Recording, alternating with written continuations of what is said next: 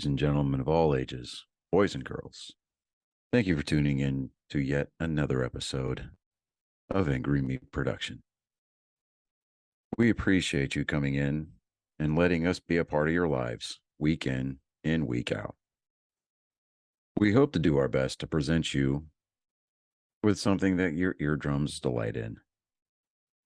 Whether you're looking at us on YouTube or Rumble, or listening to us on Spotify, Google, or Anchor, or any of the other podcast services that we are currently on or trying to get on. We thank you. And if you don't mind, at the end of every episode, stop by, leave us a comment, leave us a like. If it asks for 5 stars, we'll take 5 stars, even if you don't like us. 5 stars are what it's all about. With that being said, we hope you enjoy our attempt to make our advocation our vocation. Ladies and gentlemen, let the games begin. Welcome, Angry Faithful, to Nerd Sports 118. Today, we are going to go over the Chemi Olympics, apparently. They had, I guess, muscular sclerosis, and they put them in, muscular. What do you... Well, they put them in, like, tricycle type things, and they sit up and they run. so they can actually run, and they're like, mind you, It was the one kid. He got excited. no, if you look at the background, they're all the same TikTok, time. right? Huh? The TikTok was like, That's that's what laugh, do not laugh challenge level I expert. failed miserably. I'm not even gonna lie. Failed miserably. And I commented on that lady's video. I was like, I'm driving the bus. I've had license to drive the bus for years. Come on, man. There's nobody safe on there. I mean, he's adorable. I mean, God, I man, was safe because I respect the many handicapped people. I can't believe you guys get knocked down and get back up. I laughed my ass off. I couldn't. You're never gonna keep me down. Yeah. I mean, it puts a smile on your face just looking at that stuff. I mean, sometimes in a bad way because you're laughing your ass off. I can't even say bad way because it just makes you like feel good that people like that actually can do that. They get people to go out. Did you ever go and listen to Bobcat Goldthwait's Special Olympics bit?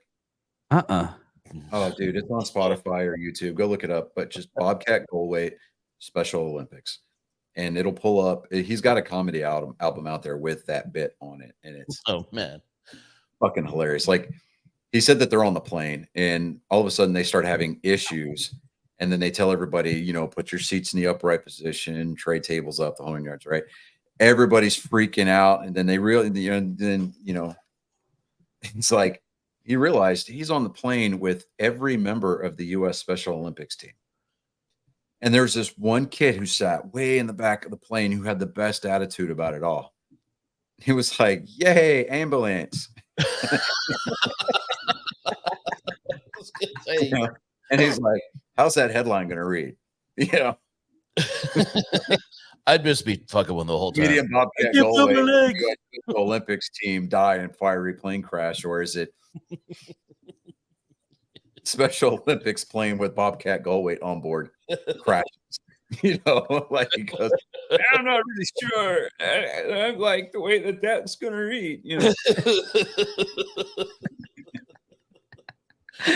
Oh my god, that's great. That is my impression for the week. So there you go. Baseball news. Give it a solid 8.5. Hold on, I can do better. Man, I was driving this bus, and this lady, she came on, and I was like, "Wow!" And she was like, "Fuck you!" And I was like, "Sit down, bitch."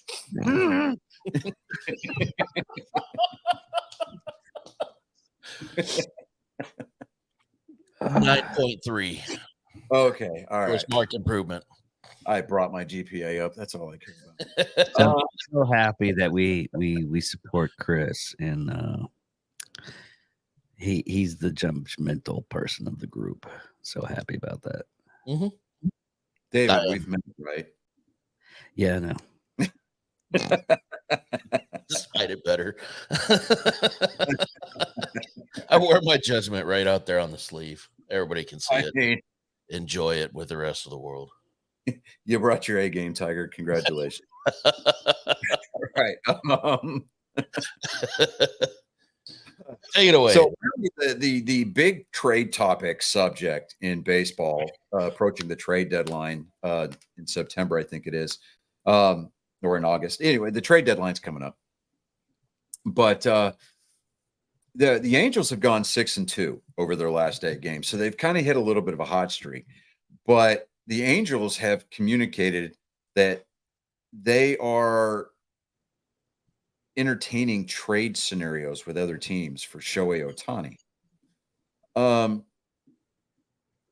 Now as of today, the Angels are projected at like 9.6% probability to make the playoffs. Okay. Now, there's several teams that are being rumored. I don't think that the New York Yankees are one of those teams, but the Dodgers are part of those talks. Let me see here. I know that the Fox News, Fox Sports seems to be on the whole, the Red Sox are the front runners train. Now, as a Red Sox fan, I'm not entirely sure how I feel about that because Shohei Ohtani just signed a $600 million contract with the Angels. Jesus. Damn. Okay. Now,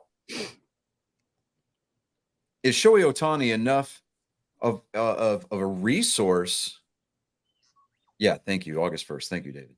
So is Shohei Ohtani enough of a resource to put a team like the Red Sox over the top, to where they can really start to come together and put together enough meaningful wins? We're not talking series sweeps, we're maybe talking series wins, but just not drop 2 or 3 in a row kind of a situation. Where they can put together enough wins between now and the end of the season to not only qualify for a wild card spot, but maybe contend for the top wild card spot. At this point in the season, I was willing to rule the Red Sox out as being a contender for the division title after April was over. But, it's not outside the realm of the impossible for them to do that, but they're going to definitely need some outside help. They do not control their own destiny at this point, at least as far as the divisional race is concerned. Wild card race, as of today, they're still only a game and a half back from the I think they're actually a game and a half back from the third wild card spot still. So, but it's there's a lot of pundits that are out there saying that it's unlikely that the Angels will deal Ohtani. Now, he's a two-way player. He pitches and he plays a field position. He's leading the American League in home runs right now, and he's actually on a better pace than Aaron Judge was home run wise at this point last year. So I think it would just be kind of funny if Shohei Ohtani went out there and hit 63 plus home runs this year, and then kind of took the allure. I'll give Roger Maris all the credit in the world for holding the American League single season home run record for as long as he did, even though he was a member of the Yankees when he did it. And, got nothing really too far against Aaron Judge. It's just the fact that he plays for the Yankees. And I'm just like, all right, whatever. I'd like to see somebody else break that record. One, because I think it would be good for the sport, not only domestically, but internationally as well. You've got this stud coming out of Japan who is doing things that nobody has seen since Babe Ruth, almost, as far as, being a two-way player. Yeah. But it's, with the package, there's talks with San Diego, There's also talks about the Orioles, as I said before, the Red Sox.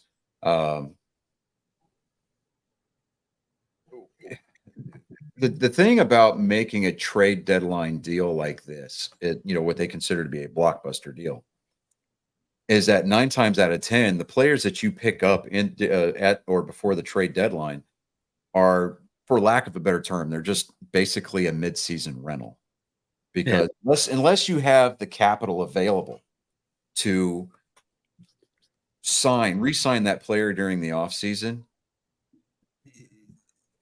for somebody like Ohtani, you're going to give up at least one good starting pitcher, maybe a stud hitter, and a handful of prospects, if not maybe cash considerations. I wonder if he has to pay Japan taxes if he makes that, because if you have to pay Japan taxes, their taxes are like ridiculous. He may have to pay an expat tax. I'm not entirely sure, but I do know that he does owe the club that he came from. He does owe them some money based on his contract here. One of the changes things with the new contract. Yeah, they're going to have to write out that clause. They really are. They're going to have to write that clause out, and even then, he may, if he does that, he may bring shame or dishonor upon that club, and they may not allow him to return to Japan to play baseball. So there's things like that to consider. The Japanese pool of talent that comes over from Japan, that's playing professionally in Japan, that comes over to play Major League Baseball, that's a whole different animal, because you have to put in a bid. Is basically, the highest bidder gets to enter into negotiation talks. So the team has to put up a lump sum of money just to have the right to talk to him first. Right. And then they go into contract negotiations. And even though you've gotten first dibs, that's no guarantee that you're going to sign that player. I think Ohtani is shining the way that he is in Anaheim, because it is a smaller market team. He stands out the way that he does, and he looks far and away like a god among men as compared to everybody else on that roster, with the exception of maybe Hunter Renfroe and Mike Trout. And that's just because the Angels are your perennial losers. I don't want to say they're basement dwellers by any stretch of the imagination. The American League West, that spot's usually reserved for the Oakland and potentially future Las Vegas Athletics. Right. But so it's just Mike Trout and Hunter Renfroe. Hunter Renfroe, he played for a season or two with the Red Sox. He did well here in Boston, but it was more of a, I must be boring the dog crap out of him. He got up and straight up left. Just straight up walked away. Mid-sentence, didn't say nothing. He said, "Fuck this shit, I'm out." Hey, welcome back. Glad you're joining us. I was going to do the whole Howie Mandel stand-up routine, and I was going to have everybody switch places. That would have been funny. No, I had to grab something. Door. Oh, okay. But I honestly think that Hunter or Mike Trout and Shohei Ohtani, they are definitely wasting their careers playing in Anaheim. If either one of them wants a chance at a championship ring, they need to get out of Anaheim. They really do. They need to get away from the Angels, and they need to do it fast. I believe that Mike Trout has lasted that long in that club. Well, well, most of the times, don't you go into the lower brand of the major league teams just so you could get hopefully a spotlight shine on you? So how much more of a how much brighter does that spotlight players? Yeah, those two players alone are they are the textbook definition of generational talent. They don't need to go to a lower tier team just to have the spotlight put on them. If you put them in a large market team like Boston, or God forbid, the New York Yankees, you're going to have a standout star regardless. And that's just based on their performance. And if you put them in a position to where they've got lineups like Boston has the potential for, like the Yankees have the potential for, or And you know they can afford him. another large market team, the Dodgers. If Shohei Ohtani or Mike Trout played for the Los Angeles Dodgers and they had that kind of offensive power and pitching support behind them, the amount of wins that they would rack up as a team are mind-boggling. We're not talking about tying the 2001 Seattle Mariners with 116 wins. We're talking teams that might approach the 120, dare I say, even the 130 win mark. And they do it perennially. I know I can't say that word correctly, but I mean, like consistently 120, 130 wins a season. Okay. And then that's putting teams on a mark for, multiple World Series championships. I mean, enough to give Yankees fans a reason to be scared because now they're having to look over their shoulder because somebody else is getting close to there. We got 27 rings. It's like, seriously.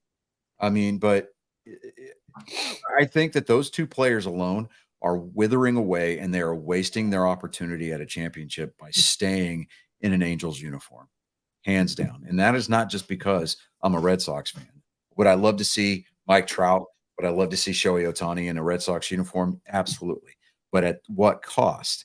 I mean, it has to be a reasonable cost. And any general manager that is entertaining trade talks for that particular player has to look at the long-term picture. Like, yeah, you're going to get a player for a couple of months. And is he going to help you win some additional games? Is he going to help you kind of up your run production? Absolutely. They're going to do that.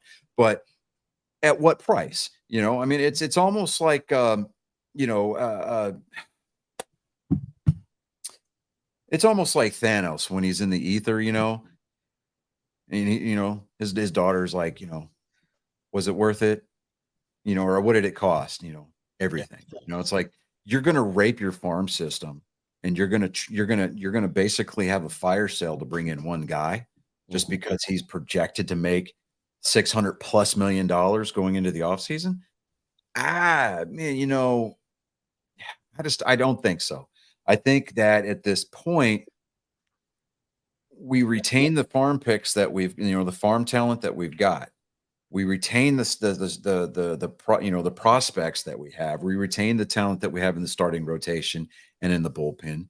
And we look forward to the offseason and we see what kind of a deal that we can get, because at that point you can release guys, free up some payroll space, because baseball doesn't have a salary cap, but they do have luxury tax implications. So once you go over a certain amount on your payroll, you have to pay a percentage of that as a luxury tax that gets disseminated to the smaller market teams.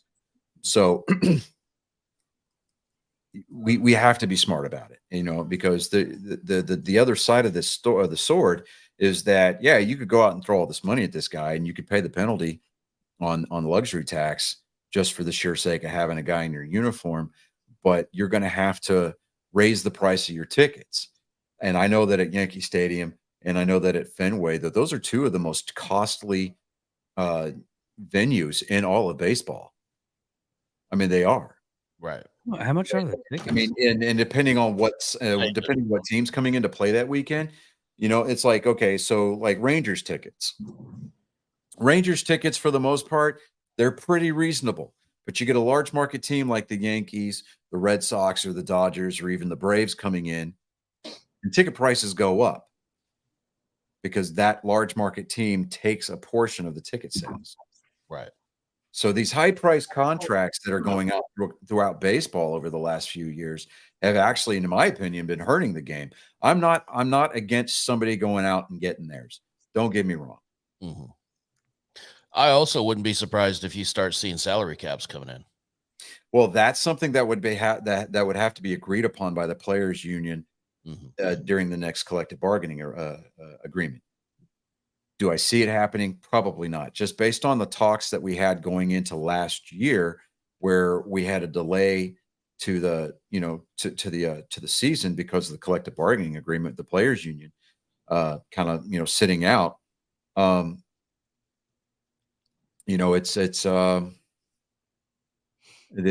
overall consensus is that salary cap's just not going to be a thing. And Yeah, but there's you're going to have your haves and you're going to have your have-nots. Now, I understand that it's all relative based on the amount of talent. Now, you've got you got what, a 53-man roster in the NFL, and 2/3 of those guys are making league minimum. right. You got your superstars that are out there, the ones that are always on TV, the ones that the cameras always are zooming in on. This they- ticket they- prices aren't bad. What, at Fenway? I'm looking at New York. It's like for like the bleeding seats. Yeah. The nosebleed seats? Baseball. Yeah, it's like $56 to $71. Yeah, but think about that. By comparison, look at Globe Life Field in Arlington. For the upper deck, lower, the nosebleed seats. And then you look at Minute Maid Park. The Houston Astros are a large market team. Their nosebleed seats are like anywhere from $20 to $30. Really? Yeah. Well, And like if you want a seat that's anywhere close to the action, like $600. Yeah. yeah, and like Fenway, a seat on the Monster, on the Green Monster, those are like $400 a seat. Oh Yeah. wow. Yeah. Okay. Yeah. 19 bucks.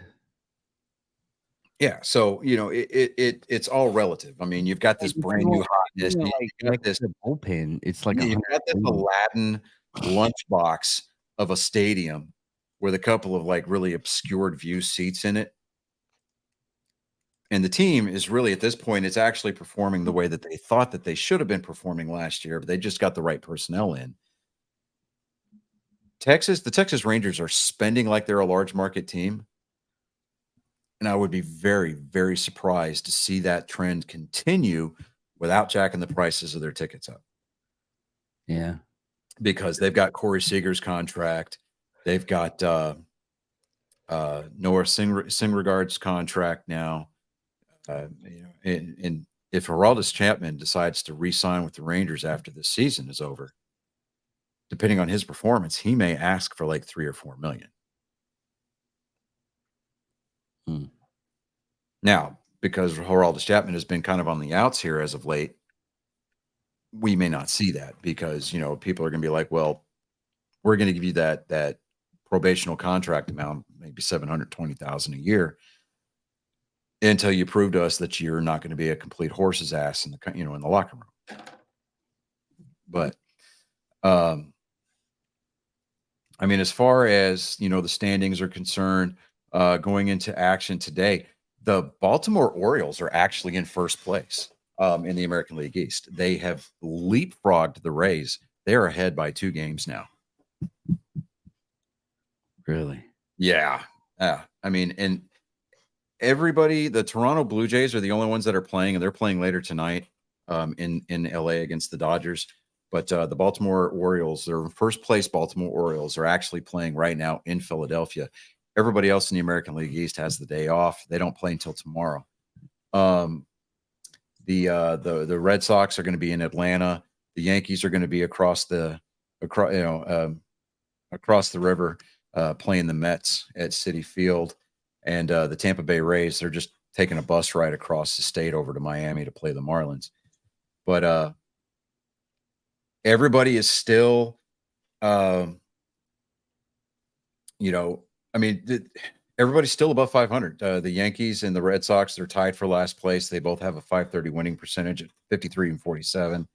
They're both 8.5 games out of first place at this point in the season. It's not a stretch to think that one or both of them might be a contender for the division title if things fall their way. With the way that the Yankees are playing baseball right now, I seriously doubt that that's going to be the case. And unless the Red Sox find some kind of miracle formula and put together more consistency. I know that over their last 10 games, they're 6-4, and they've lost their last 2. But Yeah, it's one of those situations where I'm just kind of like, well, no, correction. They won their last 2 games, but I want to see more consistency out of them. I'd like to see a couple more sweeps. And obviously they're going to need some help to move out of last place in the division. I mean, they're only 2.5. They're only 2 games behind Toronto for 3rd place, and then they're 6.5 games behind Tampa Bay for 2nd place. So they're going to have some help to move up in the division, but definitely they can help their winning percentage by getting more consistency out of their starting rotation, more consistency out of the bullpen. The offense has been clicking here lately. Rafael Devers has been kind of on a home run hot streak since the All-Star break, so that's kind of nice to see his bat come alive. The Minnesota Twins, they happen to still be in first place. They're capitalizing on the mediocre at best American League Central. The Cleveland Guardians are still in second place at a .495 winning percentage. They are 1 game under 500. The only team that is worse than the Kansas City Royals right now, who are in last place in their division, are the Oakland Athletics at 28-74. Damn. It's just they are 32 games out of first place. They are 28 games out of the last wild card spot. What's the opposite of fairy tale season? That's what they're having right now. Well, I think part of that is fueled by, players don't want to play in Oakland anymore because the Coliseum, for all intents and purposes, yes, I understand that it's got its history, but it's a dump, dude. It's got the biggest, it's got the most real estate to cover as far as foul territory is concerned. Hitters don't like hitting there, especially during night games, because you get that marine layer coming in and it really causes balls to hang up. Yeah. It'd be funny. Just the facility itself is just not that nice.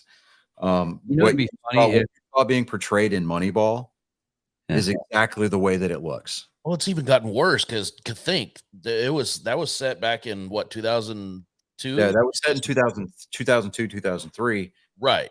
Yeah, and the Raiders were still playing there. Yeah. So part of their weightlifting equipment was there for the NFL team. Yeah, and it hasn't been fixed in 20 years. No. So what would be funny if there was like a sinkhole that accidentally happened and one of the players just dropped off. That much of a shitbag place. I mean, it would suck for the player, but it would be like, oh shit. I think it would just be apropos. I think it would be apropos. Why does that remind me of a Futurama episode? Yeah. Oh, speaking of Futurama, the new season of Futurama is now out on Hulu. Is it out already? I knew it was closed. It is a great episode. Is it? I gotta watch it. Watch it. And dude, in true Futurama fashion, they break the fourth wall and they take so many jabs at modern day society. Yes. Dude, it is a great episode. I cannot wait for next week. It's going to be amazing. I saw it. I turned on Hulu today because I was like, because normally I watch King of the Hill. Yeah. And Futurama, and I was like, oh, season 11. Oh, whip back, baby. That reminds me. There's a channel on TikTok that actually does the AI voice, and it's AI script generator for the King of the Hill characters. So they just have them like randomly walking across the street. It's all AI driven, but it's AI script just going random, and it's the AI voice generator, so it's their voices that are going, and they're just going off the wall shit. It's fucking hilarious. It is so great. I don't remember the name of it. Next time it pops up, I'm gonna send you a link for it so you can watch it because that'd be awesome. Yeah. There's AI, Family Guy, SpongeBob. Yeah, there's I've only seen the stuff, right? They've been canceled like 5 different times now for copyright. So one of my guilty pleasures, it's an AMSR game. I play Power Washer Simulator. Yeah. Right? There's a new SpongeBob DLC out for it. Are you serious? Yeah, like your spray gun is animated. Like it's like you're in Bikini Bottom. Like you gotta wash I'm guessing the Krusty Krab, Squidward's plate. You're washing the pineapple. Oh my God, that's fantastic. Like it was animated by Nickelodeon. Boy, do they know their audience or what? Well, I thought I was living high on the hog when I did their little special mission and pressure washed the Mars rover. I was like, okay. But oh my God. yeah, I'm just like, okay. Your excitement scares me on certain things, honestly, Johnny. It's Sponge fucking Bob, David. Yeah. How dare you badmouth SpongeBob? I'll really. Fuck you, David. I want you to choke yourself, David. Not with your hand, with mine. Like figure out a way to transcendentally just kind of like transmit yourself through the screen, just choke yourself. Good God. I want you to do push-ups until Oklahoma is back in Texas. I want you to do push-ups until the A's have a winning season. No, fuck. Wow. David's gonna be swole, dude. I'll make you boy strong. He's gonna be like this, his shoulders. He's gonna flex his shoulders and it's gonna pop his head like a zit. Oh, fantastic. He's gonna be able to do the Chris Farley. He's gonna be like, where's the gym? Okay, all right, check it out. Such an idiot. What were you doing, Richard? Who's your favorite little rascal? Or Spanky? Sinner. Oh God. So yeah, the Braves, they're going to be hosting Boston. They've got the best record in the major leagues right now at a 653 winning clip. They're 64-34. I think at this point they're kind of the odds-on favorite to go all the way and win this year. Now I know it's still early; it's just a little bit past the halfway point in the year, but I'm like, okay, I'm kind of on board with that.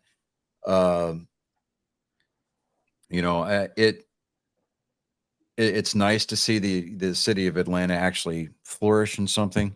Not trying to mention any names, but his initials are Matt Ryan. 28-3.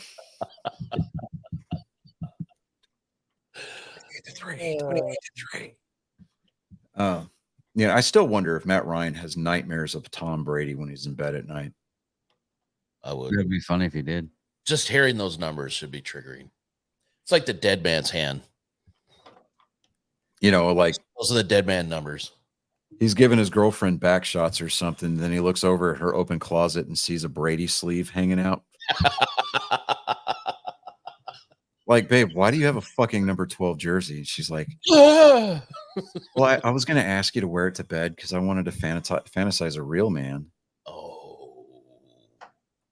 Right? Like, he would have to quaff his hair, though. He would have to have so many products.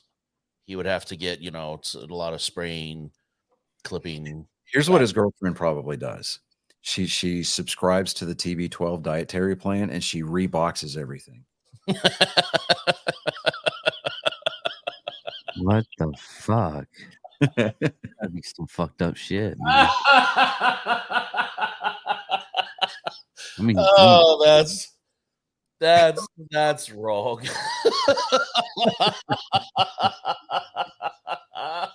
God damn, Johnny. Fantastic.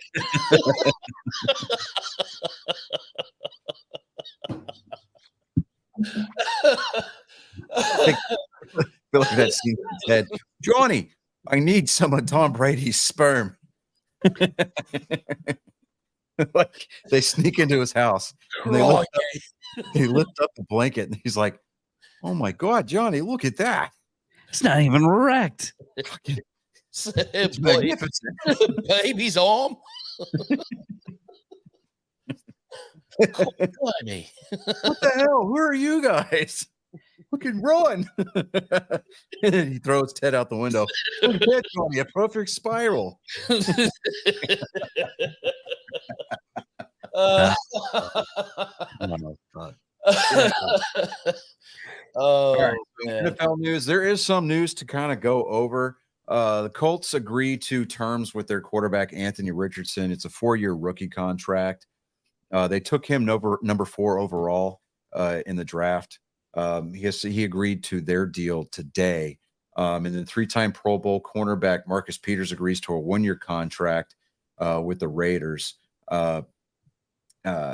Peters last year played for the Ravens, so that'll be an interesting change of venue for him. The Texans and quarterback CJ Stroud of Ohio State that went number 1 overall. Or did he go number 2? I can't remember. Anyway, he was taken in the first round. He agreed to a rookie contract with an upfront $23.38 million signing bonus.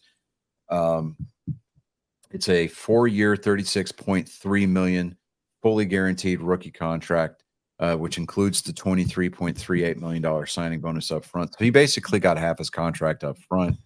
Look for him to have gambling problems and debt problems throughout the Houston area. He's probably going to owe Paul Wall's grill man a pretty penny before week 1.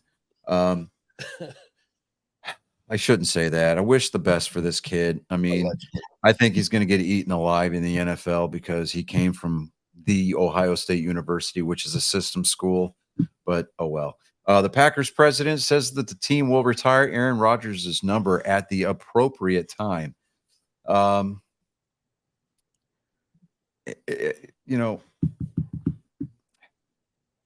don't want to say that the Green Bay front office is being petty, but probably look for them to retire the number after Aaron Rodgers meets an untimely demise because he spoke out against child trafficking or something. Yes, he went there. He went there, everybody. Oh, God, he went there.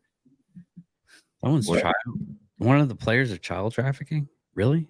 No. Oh, my God. Are you even on the same planet as we are? No. How did you get that out of what he said? I have no idea. I was looking at that article about the suspension for betting on the NFL games. What did we say about trying to read and think at the same time? Be able to do it? Like big stinky. There you go. You're lucky you're cute, David. Thank you. Lions defensive back C.J. Garner-Johnson suffers a non-contact knee injury at practice. He was carted off of the field. Now, as far as it says, there's optimism that his knee injury is not serious, but there are more tests to come. Let's see here. They signed him to a 1-year, $8 million contract this offseason as part of their plan to rebuild the secondary. He can line up in the slot or at safety. He's coming off of a season with Philadelphia where he tied for the lead with 6 interceptions in 12 games played. So everybody in Detroit's probably holding their breath at this point. This weekend, the highpoint.com 400 was held at Pocono Raceway in Pocono, Pennsylvania. We're not going to go over the suspensions. There's like 10 of them. Dude, it's a 6-week-old story. I mean, you know what? You did some due diligence and you brought it to our attention. So I yield the floor to the senator from Wichita Falls. I can't even say the fucking name. That's what's really bad. Denver Broncos defensive end is suspended until 2024 for betting on the Denver Broncos, which he's actually affiliated with. You want to read the article? Well, I looked at the last part of the article. He's the 10th player suspended. In Indianapolis Colts, Aisha Rogers, Raho Berry. All right. So there's in an article dated June 29th. July. Yeah, no, I'm reading the original article. June. Okay. The NFL suspended 4 more players, including Colts defensive back Isaiah Rodgers for violating the league's gambling policy. Isaiah Rodgers and defensive end Rashad Berry were among players suspended indefinitely by the NFL. Let me see here. Tennessee Titans offensive lineman Nicholas Petit-Ferreri he also received a 6-game suspension for gambling on non-NFL games at team facilities. Let me see here.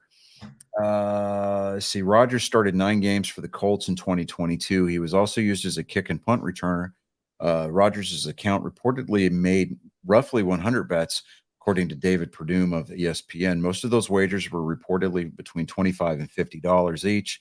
However, he allegedly placed a $1,000 wager on an over-under rushing yards prop involving a Colts running back that he reportedly won. Let me see here. What else? Okay. And there was some other news here, and this made me think of it. In April, the league suspended 5 players under the league's gambling policy. 3 of those players were Detroit Lions receiver Quintez Cephas, Lions defensive back C.J. Moore, and the Washington Commanders defensive end Shaka Toney. They were suspended indefinitely by the league. They can reapply for reinstatement following the 2023 season. 2 other receivers, Jamison Williams and Stanley Berryhill, received a 6-game suspension for their actions when they reportedly bet on college football games. Now, prior to the start of the 2022 season, receiver Calvin Ridley was suspended for the entire season due to gambling on games. He was a member of the Atlanta Falcons at the time. He was traded to the Jacksonville Jaguars during the 2022 season and was reinstated ahead of the 2023 season, which is like less than 100 days away.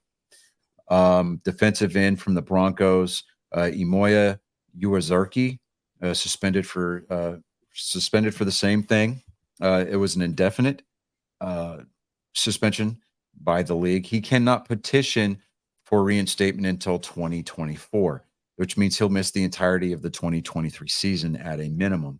He was 25 when he joined the Broncos as a rookie back in 22 as a 4th-round draft pick out of Iowa State. He played in 8 games as a backup, tallying 17 tackles, 2 quarterback hits, and 1 pass defended.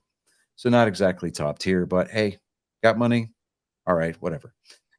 He was scheduled to play the 2023 season on the second year of a 4-year, $4.4 million contract, $765,000 of which was guaranteed via a signing bonus. Now, he was the 10th player overall suspended by the NFL since April for violating the league's gambling policy. So there's been some noise going on about that, about the league's gambling policy. I think it's a good thing. I think that the NFL is handling it properly. Yeah, because they get to see the script before anybody else, so they know what's going to go on. I was waiting on that one.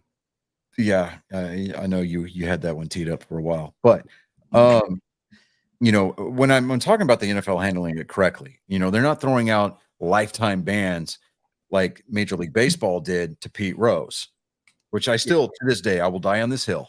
That is the single-handed, the most egregious travesty to ever befall professional sports.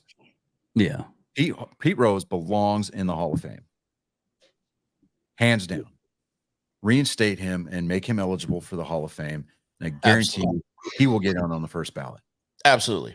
Oh, he's almost a guaranteed first ballot. Oh, yeah, absolutely. Now, so many sports writers have already said that they're saying the same thing. Right. Now, the District of Columbia Washington Commanders, their team is officially sold. We are now living in the post Dan Snyder era. The owners committee, from what I heard from reports, unanimously agreed to the sale of the team. Yeah. There is a lot of rumors going around, and there's a lot of justifiable scuttlebutt, so to speak, that the Commanders will definitely change their name. There is a huge movement to rename the team the Redskins. Oh, fuck yeah. Nice. Because before Dan Snyder took over the team, they had the blessing of the local Indian tribes. They also had Native American ceremonies before each home game. And a portion of the profits that the team made during the course of the season were donated to Native American charities.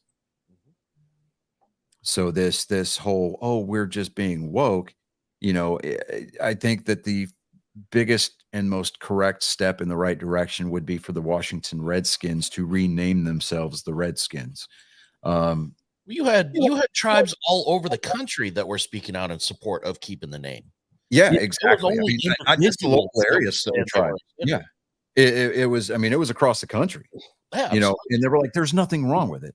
I Yeah. mean, it didn't portray the Native American in a negative light. I mean, the only thing that was doing, I mean, the only reason you could even associate the Washington Redskins as a parody of Native Americans was the way that they were playing. Okay. But past that, there's Giving up a absolutely lot of land. nothing wrong with that name at all. There's history, there's legacy with that name. Yeah, exactly. No, it's You the know, same for the Florida Seminoles. Well, the Florida State Seminoles told the NCAA to go get fucked and stay fucked. Yeah. Well, the actual And tribe, the Seminoles tribe came out and said, told them, "No, and said, you're not changing that fucking name. no, you're not changing anything." Yeah. Yeah. And then you hear John Anderson playing in the background, Seminole win, but it's whatever. Great.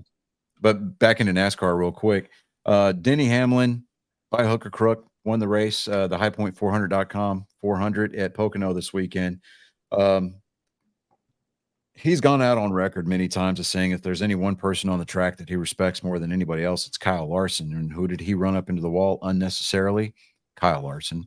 It was even commented upon by his teammate Martin Truex Jr., who drove the number 19 Interstate Batteries Toyota Camry for Joe Gibbs Motorsports this weekend, or Joe Gibbs Racing rather. He said that what Denny did was unnecessary, and it went into that territory of being kind of dirty. Mm-hmm. It's not very cash money at all. So Denny Hamlin is going to be one of those guys. I mean, Martin Truex Jr. said, look, man, it's too early in the season. We got the playoffs coming up to be running guys up in the wall for a win. Right.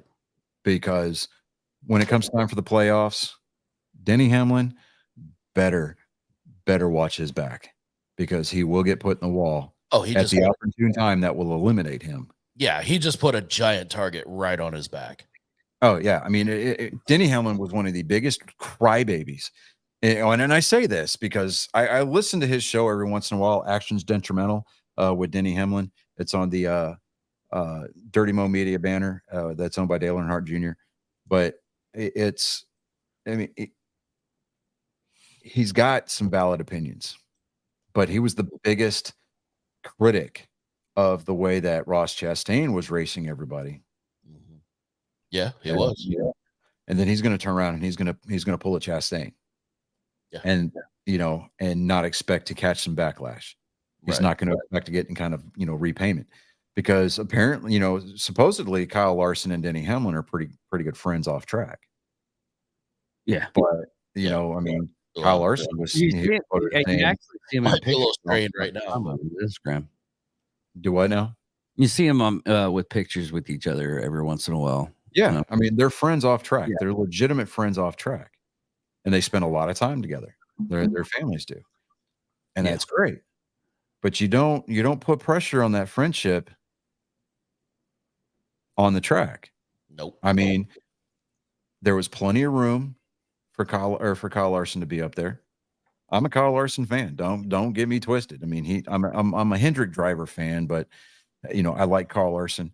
I mean, the kid can drive. I mean, he can absolutely wheel anything that you put in his hands.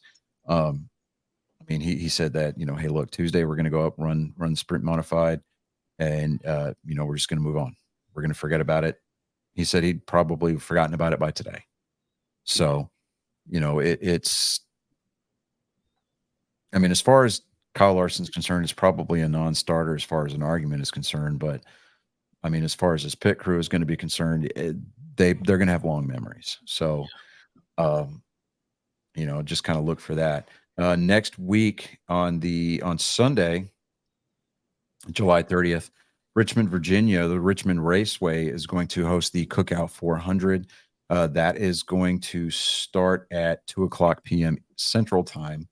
They're going to be broadcasting that on Peacock, USA, MRN, which is the Motor News Racing Network, or the Motor Racing Network, and then Sirius XM, obviously. And then, ladies and gentlemen, that puts us for 8 weeks. 8 weeks until we hit the track, boys. Just a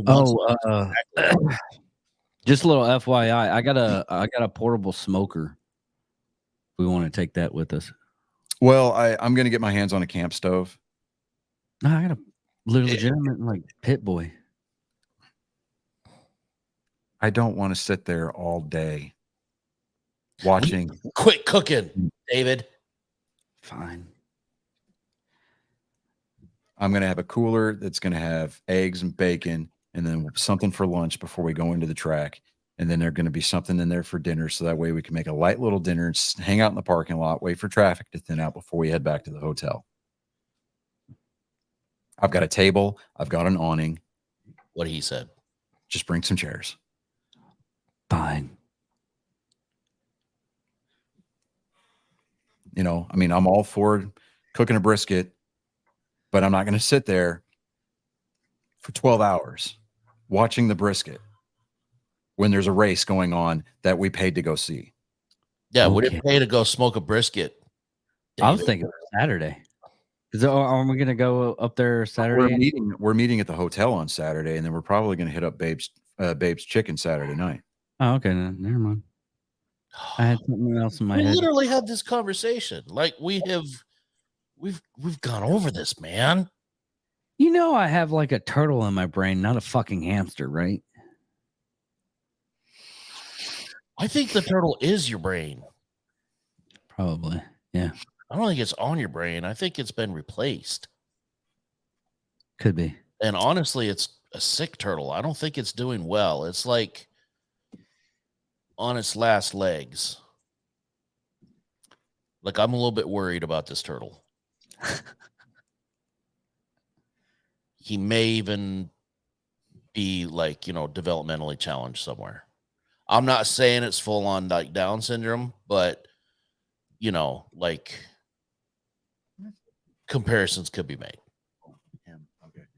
All right. So without further ado, we're going to shift gears. See what it did there? It's a racing reference.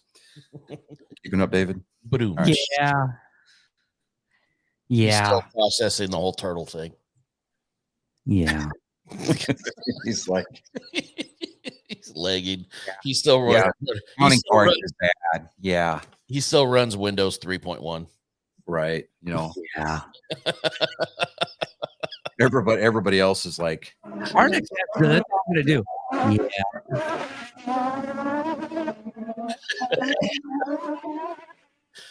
And then Dave is all.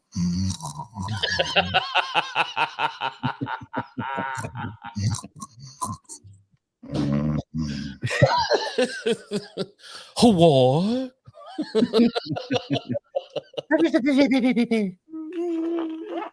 Good news, everyone. Okay. He does not look amused anymore. Look at his face, dude. I'm ready to go to the bathroom. That's what's going on right now. Oh, you have a jumper in the door? Okay. Yeah. Right. Well, that's a wonderful transition. A wonderful segue, as we like to call it in the industry. One of those goddamn sounds. I was like, oh my God, is that me or is that okay? Okay, that's the sound. That's the sound. Okay. I'm still clenching, but every one of those sounds was like, we are professionals. David, just remember, at your age, don't trust a fart. Never. Oh, God damn it. Hurry the fuck up. Okay. Our next segment is brought to you by our lovely and talented sponsor, Mobile Notary Mindy. She is a certified and National Notary Association certified notary.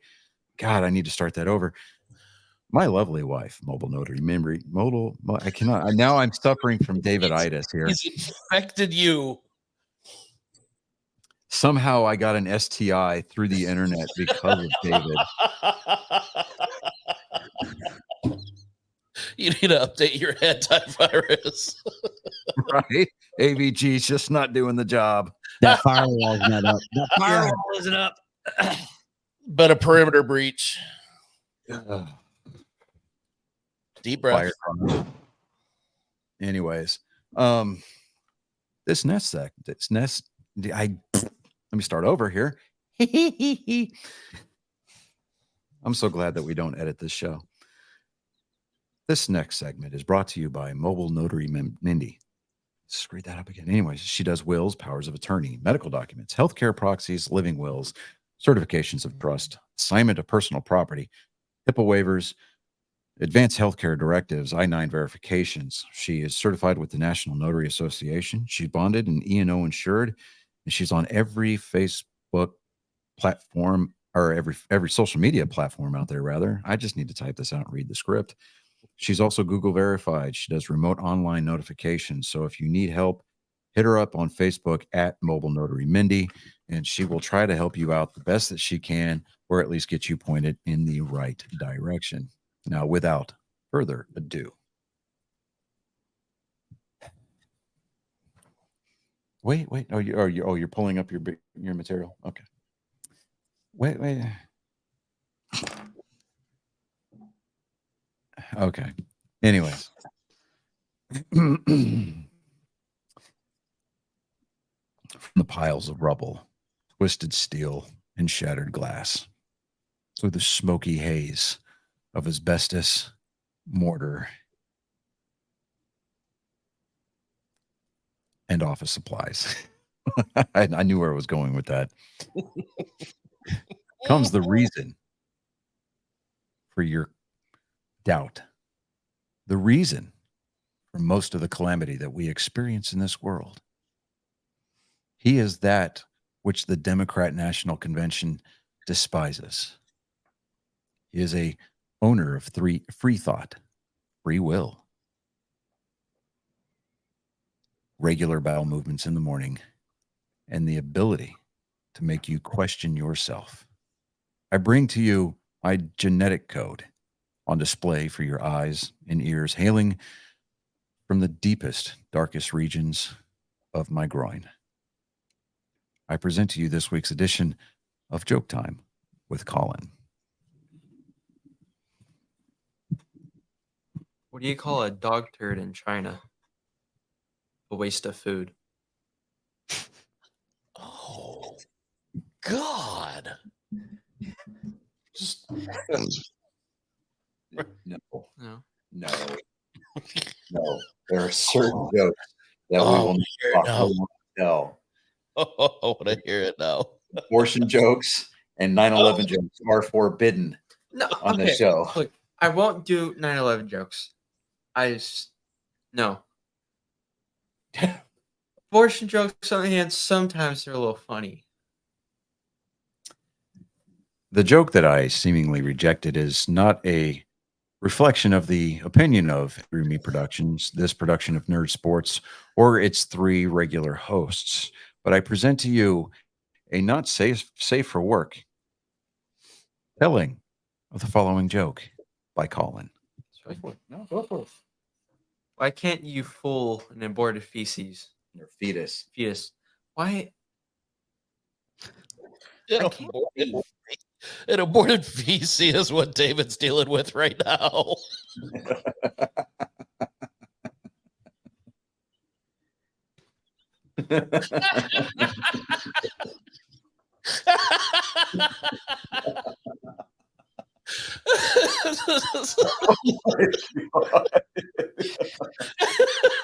The winds over the drop zone are too high right now, David. You're in a holding pattern.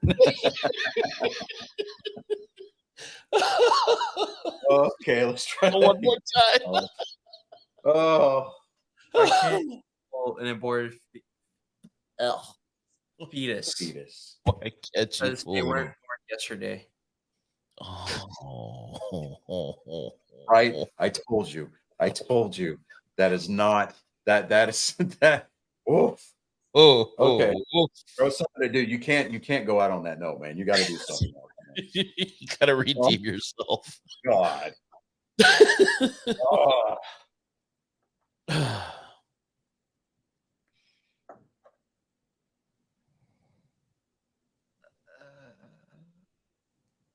What happens when Hannibal Lecter took the Asian guy's face off to wear as a mask? You mean Hannibal Lecter? Hannibal Lecter, yeah. Okay. What happened when Hannibal Lecter took the Asian guy's face off to wear as a mask? He couldn't see. God. Mhm. All right. Now, I have not had any prior knowledge of this joke. I have Yes, not you have. I have not screened this joke. You know this joke though. Do I? Oh, The God. taste of the good life. Oh, I'm scared now. All right, let's go for Do it. you not remember this joke? Just go. So sometimes I go out partying, and on my way home, I fill a balloon full of champagne, Oh, and I find a no. hobo. Really? Yes, You're going to yes. quote Danny DeVito. Yes. Okay, you know what? Colin is going to quote Danny DeVito from It's Always Sunny in Philadelphia. Go for it. So sometimes I go out partying, have a good time. And on my way home, I fill a balloon full of champagne. I find a hobo. I lob it over the hobo's head. And he doesn't get he gets a little bit in his mouth, not even a full sip. And I say, "How's the taste of the good life, you sack of shit?" I'm guessing you had to see the clip in context. Yeah. God damn it. That was horrible.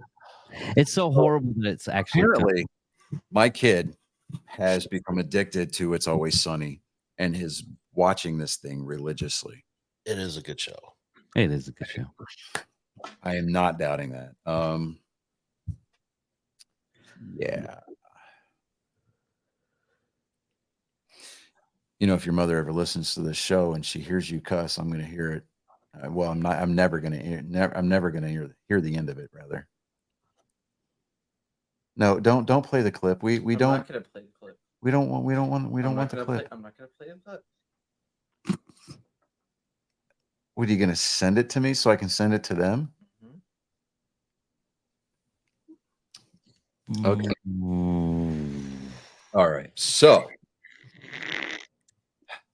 I really feel you should go out stronger than that because this is your last week on camera. Okay, no. See, For a while. So if they watch the clip, they'll see how funny it is. Yeah, but our listeners won't be able to watch that clip unless they have intimate knowledge of that episode.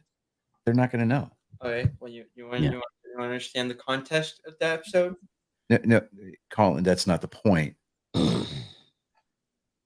I'm going to give you 15 seconds to find something to go out on a strong note with because,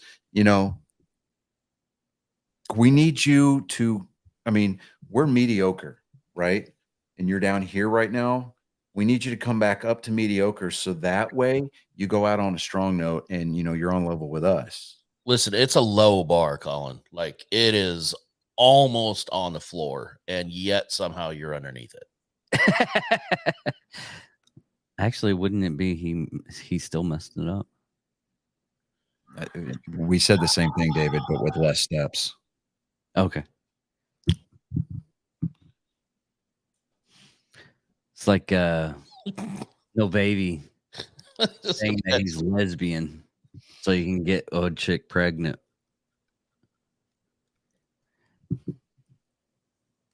It's just straight with extra steps. Okay, this is his attempt to go out on a high note here. Go for it. What do you call a hot tub full of special needs kids? Vegetable soup.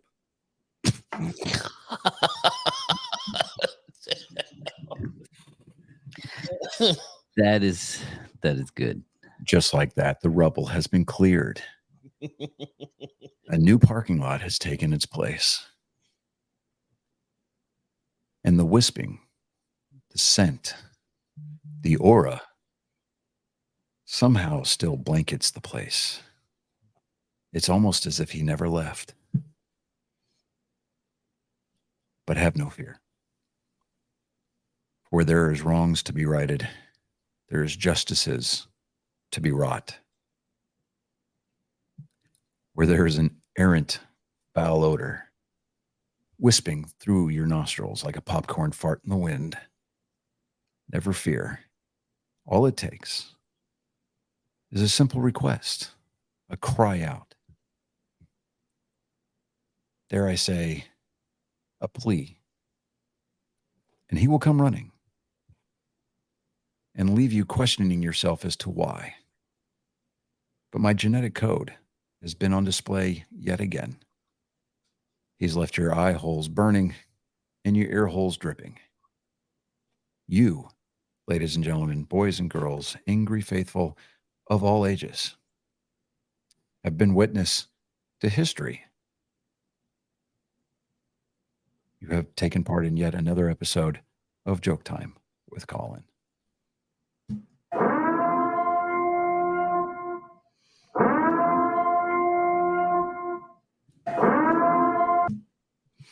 You can stay. You've been here the whole time. We're gonna land the plane here in just like a minute. You're 14. You got nowhere to go. Put your headphones on. Yeah, so do I. Okay.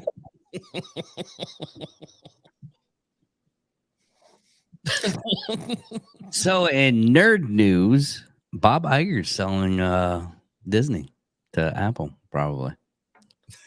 No. Pieces. No, that will get shot down. It's gonna be pieces. Everybody is starting to have the rumor go out now that he's selling all of it. Well, for starters, it's not Bob Iger's place to sell any portion of Disney. He's just the CEO. Right. He can and probably most likely will get voted out by their board of directors. Yeah.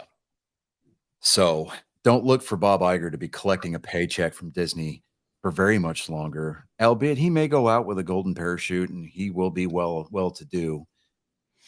But again, assuming that the deal even goes through, even if it's only pieces of Disney, if there's certain Disney properties that he's looking to get rid of, I wouldn't bet on it yet. Even though there has been almost cumulatively, it's over $900 million that they've lost now on their live action remake movies. Yeah, the live action remakes. They're shooting for $1 billion. They admitted during the San Diego Comic-Con panels that the television content for the Marvel content has hurt the MCU. Yeah. It has. Especially She-Hulk. And then you saw the set pictures from Snow White and the Seven Dwarves, right? Oh yeah. Yeah. And hilarious. They're all full-size people playing the dwarves. Yeah, and a black girl playing Snow White. Black or Hispanic, I don't remember what she. I love those videos where, like, they're black kids watching the new live-action Ariel or Little Mermaid. Yeah, and even they are like, "That's not Ariel. What the hell is this?" Right? Yeah. They're like, "What is she doing? She's not Ariel." Like, like this adorable black girl. She was like, Ariel's supposed to be white with red hair. Yeah. And it actually had they want to sit there and yell at the right for virtue signaling, but it's like, dude, I mean, they are a completely original story with those characters that you wanted to do and have that scenario.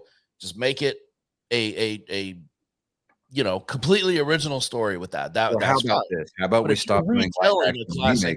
How about we stop doing live action remakes of everything, because we understand that there's a strike going on. We get it.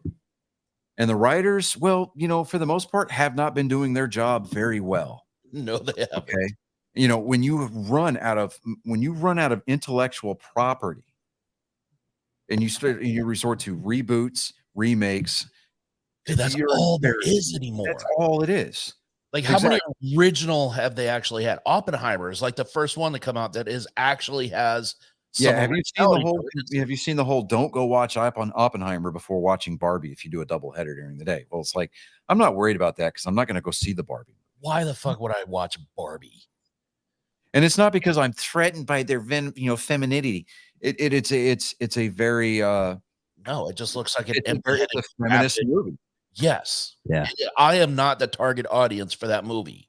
If I wanted to, if I wanted to be assaulted on a night, for an hour, or however many minutes the runtime is for the Barbie movie, with about how men are bad, I'd go watch season 19 of Grey's Anatomy. Or MSNBC. Yeah, or MSNBC. You watch Rachel Madcow bark at me because I'm a conservative. I'm a Reagan conservative American. Right. It's like no, I'm not watching the Barbie movie because I am not the target audience for the Barbie movie. You want to go watch it? More power to you. Well, I mean, okay. So from what I understand, the synopsis of the movie is that Barbie is no longer fitting into the Barbie realm because they decided that men were the root of all evil. So they cast all of the men dolls out, right? And so it was just all females, and life was peachy. And then Barbie said, "You know what? There's something more out there." And then she meets Ken, and Ken's apparently the villain throughout the entire movie. And Barbie actually gets cast out by the other dolls because, well, she's not conforming. And it's like, it's so hang on. feminist in nature. It's like, dude, seriously? I mean, the Barbie, the idea of a live action Barbie movie was just horrible. It's ultra liberal, and yet they're admitting that it's a binary world. Something like that. Yeah. Can't make this shit up.